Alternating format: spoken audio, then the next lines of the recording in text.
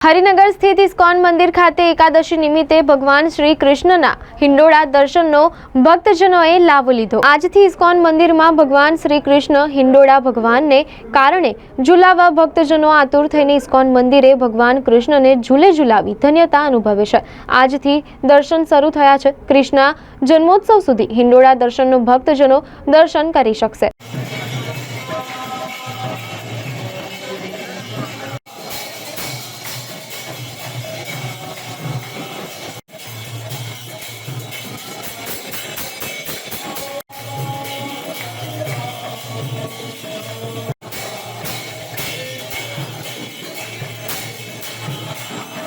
एकादशी के दिन जैसे सदियों परंपरा इस्कॉन की रही है कि आज पवित्र एकादशी है और आज थे भगवान का हिंडोरा दर्शन इस्कॉन मंदिर गोटरी रोड में शुरू हो गया है।